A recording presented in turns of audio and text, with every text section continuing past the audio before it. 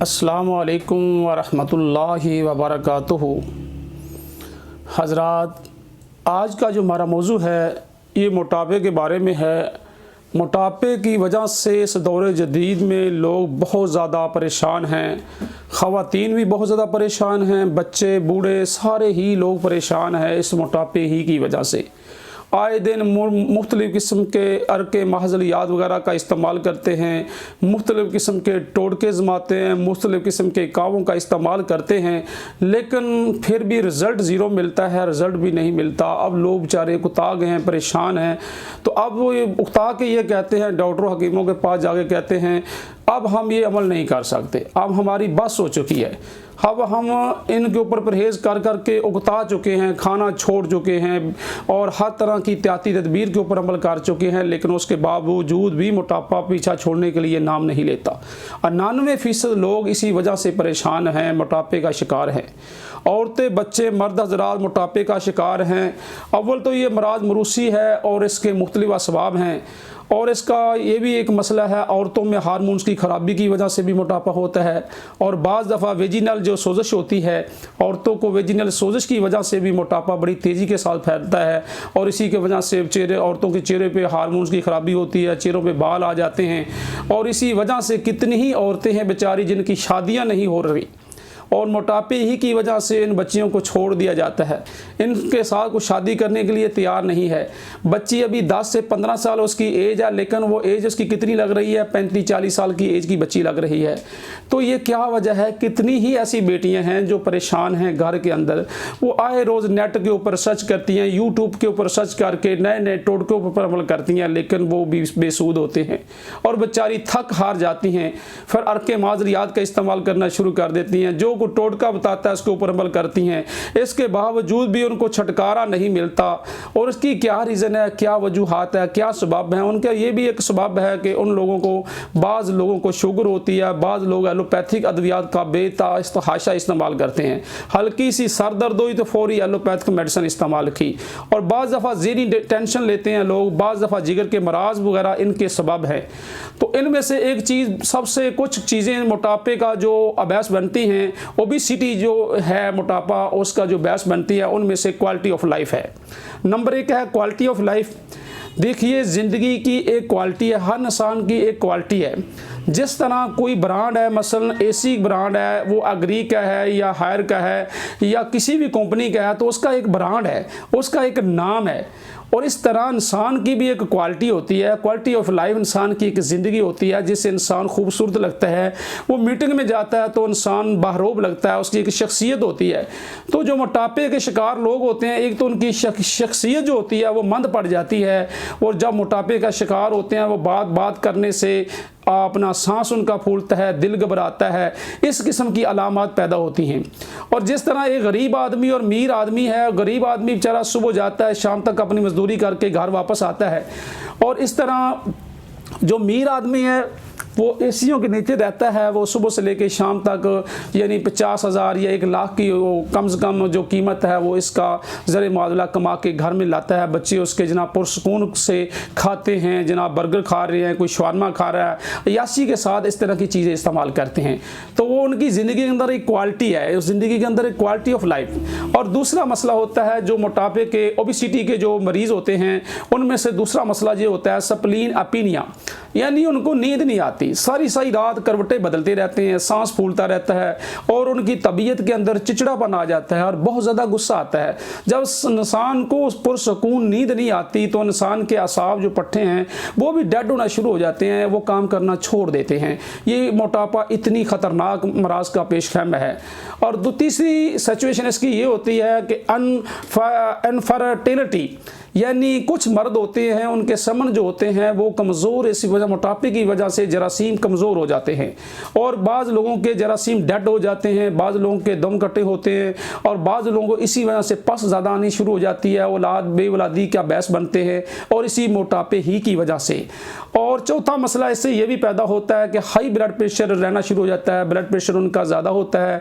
Status of the brain tissue blood supply, उनके दिमाग को जो खून की सप्लाई होती है वो 25% मिलनी चाहिए, जबकि 10 से 15% मिलती है। हालांकि अल्लाह रब्बुल इज़्ज़त ने हमारी शरीयानों के अंदर चरबीले मादे पैदा किए हैं, खून का कतरा भी गिरता तो पूरी बॉडी को उसकी सप्लाई होती है। तो जो इंसान होते हैं जिनको ब्लड प्रेशर हाई होता है वो कोलेस्ट्रॉल के भी मरीज़ होते हैं और उसकी दिल की वस्कुलर वेनों के अंदर भी ज़्यादा फैट आ जाती है, तो जिसकी वजह से जो दिल उनका है ना काम करना आस्ता आस्ता छोड़ना शुरू हो जाता है और उनकी तबीयत में गुस्सा ज़्यादा, चिड़चिड़ापन बहुत ज़्यादा आता है और उनका अक्सर ब्लड प्रेशर हाई रहता है। तो इसके साथ साथ जब ये लामतें पैदा होती हैं तो 5वें नंबर पे जो ओबेसिटी के जो मरीज़ होते हैं उनको शुगर भी हो जाती है। शुगर क्यों होती है, उसकी क्या रीज़न है? शुगर इसलिए हो जाती है क्योंकि उसका जो मैदा होता है वो टोटल ही फैट पैदा कर रहा होता है, चर्बी ज़्यादा मकदार में पैदा कर रहा होता है। मोटापे का जो भैंस मर रही होती है उससे लबलबा मुतासर होता है, जब लबलबा मुतासर होता है तो शुगर का मरीज़ हो जाता है, वो डायबिटीज़ में शुमार होता है। और इसी से आगे मर्ज़ें जन्म, ख़तरनाक मर्ज़ें जन्म लेती हैं, कैंसर जैसी। और कैंसर जैसी मर्ज़ें उस वक्त लेती हैं कि जब इंसान सुस्ती करता है। एक मर्ज़ है मसलन एक गिल्टी है, एक दर्द के बगैर होती है, फिर दर्द वाली होती है, फिर उसमें रेशा पड़ जाता है, फिर आगे खमीर द खमीर रेशा बढ़ता जाता है, तो वो आखिरकार वो सारी चीज़ों को गाल के साड़ देती है, ख़त्म कर देती है। वो जिगर का कैंसर भी हो सकता है, वो बॉडी के किसी हिस्से का कैंसर भी हो सकता है और इसी वजह से जो मोटापे का मरीज़ होता है वो ज़्यादा कैंसर की तरफ मुब्तला होता है। कैंसर यानी इतनी ख़तरनाक मराज हैं। और कारोनरी हार्ट डिजीज़, इसके साथ साथ दिल के मसाइल पैदा शुरू हो जाते हैं। इंसान का जो दिल है वो उसकी हार्ट स्पीड जो तेज़ हो जाती है, उसके साथ उसके जो दिल के आवाल कई दफ़ा बंद हो जाते हैं और कई लोग स्टेरॉइड अपना आर्जी तौर पे स्टेरॉइड डलवा लेते हैं। जो अमीर लोग होते हैं, गरीब लोग बेचारे ऐसी ज़िंदगी गुजार देते हैं और इसी वजह से वो हार्ट के मरीज़ बन जाते हैं। और कुछ लोग ऐसे होते हैं गाल स्टोन, उनको मोटापे ही की वजह से गाल स्टोन हो जाता है। क्यों गाल स्टोन होता है? पित्ते की पथरी बन जाती है। तो पित्ते की पथरी के लिए जब वो डॉक्टरों के पास जाते हैं तो डॉक्टर उनको डरा देते हैं कि आपका पित्ता फट सकता है, ये हो सकता है, वो हो सकता है। उसी डर की वजह से फौरी पित्ता निकाल देते हैं और निकालने के बाद क्या होता है, उनको 2 मर्ज़ें मुफ्त में मिल जाती हैं। Number 1 sugar, number 2 blood pressure high.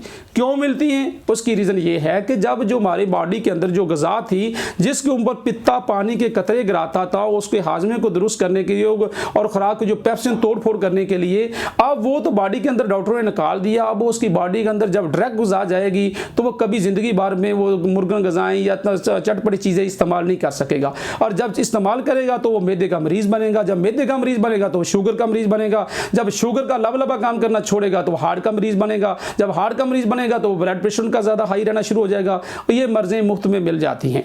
और इसके साथ साथ उनको जो पित्ते की पथरी के साथ साथ आर्थराइटिस हो जाता है, जोड़ों की दर्दें शुरू हो जाती हैं। वो जनाब कहते हैं कभी घुटनों में दर्द होती है, कभी कमर में दर्द होती है, कभी पट्ठों का चाव हो रहा है, यानी आए दिन वो दर्दों का शिकार होता है। अब ओबेसिटी का जो मरीज़ होता है, जिनको मोटापा होता है, ये कितनी ही ख़तरनाक मर्ज़ें हैं जो इंसान की बॉडी को तबाह करके रख देती हैं। इंसान इसके ऊपर गौर नहीं करता। हालांकि आर्थराइटिस जिसको इंसान मामूली समझता है, उन लोगों से पूछिए जो इंसान चल नहीं सकते, नमाज नहीं पढ़ सकते, वो घर से बाहर नहीं निकल सकते, चारपाई से नीचे नहीं उतर सकते, वो क़ज़ाए हाजत के लिए नहीं जा सकते, तो बताएं उनकी हालत कैसी बेचारे की होती है, वो क्या कर सकते हैं। तो नाज़रीन, हम आपको ये बताना चाहते हैं ये मोटापा कितना ही ख़तरनाक है और इसी वजह से गौट होती हैं, यानी जोड़ों के ऊपर सोजश हो जाती है। जब गोड़ों के ऊपर सोजश होती जाती है तो ये भी बहुत ज़्यादा ख़तरनाक होती है। मरीज़ को इसी वजह से आगे गैंठिया बनना शुरू हो जाता है, मरीज़ गैंठिया में मुब्तला हो जाता है, गैंठिया का इलाज करवाते करवाते पूरी ज़िंदगी ऐसे ही गुजार देता है। तो नाज़रीन, हम आपको बताना चाहते हैं कि हम आपको इस तरह के इन अमराज से कैसे बचा सकते हैं, इन अमराज से कैसे बचा जाए। तो नाज़रीन, हम आपको बचाते हैं कि सबसे पहले आप कम से कम ये कोशिश करें कि हर किस्म का गोश्त छोड़ दें। जो मोटापे के मरीज़ हैं सिर्फ वो हर किस्म का गोश्त छोड़ दें और हर किस्म के चावल छोड़ दें। और तीसरा काम ये करें कि चिकनाई वाली तमाम चीज़ें, यानी बेकरी का सामान जो है ना, वो खाने वाली चीज़ें सारी छोड़ दें।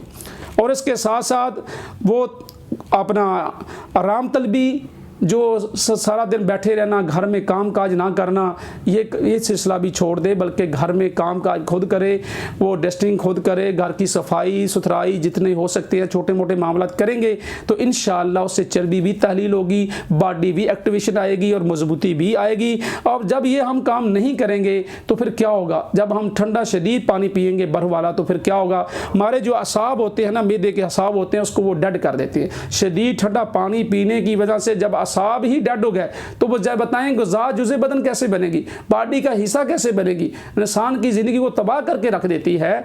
तो नाज़रीन, हम ये आपको आज बताना चाहते हैं कि हम इसका कैसे इलाज करें। आज हम बहुत ही शॉर्टकट आपके लिए एक नुस्खा लेके आए हैं और एक ही कावा लेके हैं जो इस्तेमाल करने से आप पूरी ज़िंदगी इंशाअल्लाह मोटापे से 1.5 किलो वज़न इंशाअल्लाह कम कर सकते हैं, अपने जिस्म को एक्टिव कर सकते हैं। तो नाज़रीन, वो नुस्खा नोट कीजिएगा, हम आपको नुस्खा बताते हैं। सबसे पहले जो मर्द हजरात हैं वो नुस्खा नोट करें। मर्द हजरात के लिए हम नुस्खा बयान करते हैं जिनको मोटापा है वो ऐसा करें। ज़ीरा सफ़ेद है, ये पंसार की दुकान से आम मिल जाता है। 50 ग्राम आपने ज़ीरा सफ़ेद लेना है, अक्सर घरों में भी होता है।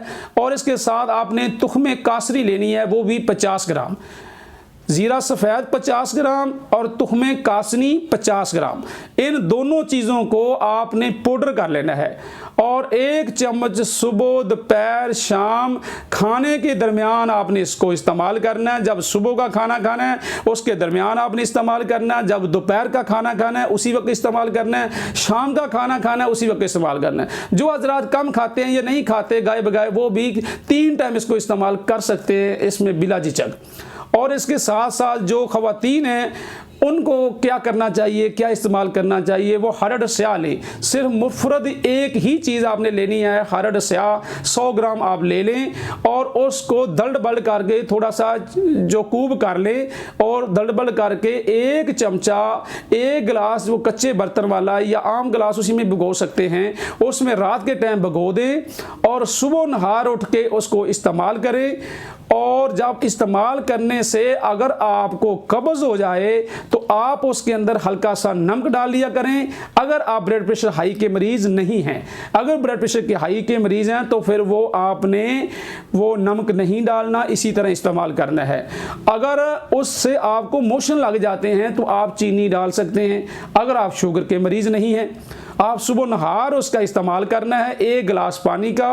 और इसके साथ साथ आप, ये तो आपको नुस्खा बता दिया, आगे हम आपको बताते हैं कि इसके साथ आपने कौन सा कावा इस्तेमाल करना है जिससे इंशाअल्लाह 15 से 20 किलो वज़न आपका कम हो जाएगा, जिस्म एक्टिव भी हो जाएगा और मजबूत भी हो जाएगा। और इसके साथ साथ आपके मुख्तलिफ जो मराज आपको बताई हैं वो इंशाअल्लाह उसके अंदर बेहतरी भी आएगी, क्वालिटी ऑफ लाइफ के अंदर बेहतरी आएगी, स्प्लीन अपीनिया के अंदर बेहतरी आएगी, high blood pressure, diabetes, cancer, दीगर जो मराज हैं उसके अंदर बेहतरी भी आएगी और जिस्म भी एक्टिव होगा। आपने ऐसा करना है, अदरक का टुकड़ा लेना है, वो 6 इंच का, उंगली जितना आपने अदरक का टुकड़ा लेना है, जितनी ये उंगली है इतना, और इतना ही दारचीनी का टुकड़ा आपने लेना है और 1 दाना आपने लहसुन का इस्तेमाल करना है और 2 दाने लाची छोटी के और 2 दाने ही लाची बड़ी इस्तेमाल करनी है और चंद पत्ते लेमन ग्रास के और चंद पत्ते सिर्फ 2-3 पत्ते सना मक्की के आपने इसका डाल के रात के टाइम 1 टाइम कावा इस्तेमाल करना है। और इंशाअल्लाह अल्लाह की तौफीक से आपका जो वज़न मनों के हिसाब से है अल्हम्दुलिल्लाह तेज़ी से नीचे आएगा, जिसमें में एक्टिव भी होगा और मजबूती भी आएगी और इसके साथ साथ जिसमें मजबूती भी आएगी। और इसके साथ साथ आपने ग़िज़ाओं का भी ख्याल रखना है, रेशादार ग़िज़ाएं इस्तेमाल करनी है, सब्जियों का ज़्यादा इस्तेमाल करना है, फ्रूट का ज़्यादा इस्तेमाल करना है। अगर सब्जियों फ्रूट का ज़्यादा इस्तेमाल करेंगे इंशाअल्लाह आपके जिस्म के अंदर बेहतरी आएगी। और सुबह रात की सैर भी करनी है, खाना चबा के खाना है और खाने को बर वक्त खाना है। ये नहीं कोई खाना कभी 10 बजे खा लिया, कभी रात 1 बजे खा लिया, कभी 3 बजे खा लिया, ऐसा नहीं करना, बल्कि खाने को चबा के खाना है, अच्छे तरीके से खाना है, मजबूती के साथ खाना है और इसको यानी दाएं हाथ के साथ खाना है, अल्लाह का नाम लेके बिस्मिल्लाह पढ़ के खाना है। बाकी शफा तो अल्लाह रब्बुल इज़्ज़त के पास है। जब हम ये तरीका इख्तियार करेंगे तो इंशाअल्लाह आपके जिस्म में बेहतरी आएगी। ये मोटापे के बारे में मेरी वीडियो थी, ओबेसिटी के बारे में। अगर आपको ये पसंद आई है तो इसे लाइक कीजिएगा और मेरे चैनल को सब्सक्राइब ज़रूर कीजिएगा और बेल आइकन की घंटी को ज़रूर प्रेस कीजिएगा ताकि हर आने वाली वीडियो का नोटिफिकेशन आपको मिलता रहे। और ये मेरे भाइयों बहुत बड़ा सदका जारिया है, इसे शेयर भी कीजिए, अपने दोस्त अहबाब को इसके बारे में बताइए और इसके ऊपर खुद भी अमल कीजिए। दोस्त अहबाब को इस वीडियो को शेयर करके दूसरों तक बचाएं, अपने व्हाट्सएप के ऊपर भी सेंड करें, फेसबुक के ऊपर भी सेंड करें। जितने भी आपके पास ज़राए हैं आप सेंड करके एक बहुत बड़ा सदका जारिया के ऊपर अमल कर सकते हैं। और पैगाम सेहत अल्हम्दुलिल्लाह जब भी को आपको वीडियो देते हैं वो मुदल्लल वीडियो होती है और अल्हम्दुलिल्लाह मजबूत होती है और उसके ऊपर कई तजर्बात गुजरे किए होते हैं हुकामात के, डॉक्टरों के, और जो तजर्बात होते हैं उसी तजर्बात की रोशनी में हम वीडियो आपके पास पहुँचाते हैं। अल्लाह आपका हामी व नासर हो। अस्सलामु अलैकुम व रहमतुल्लाहि व बरकातुहू।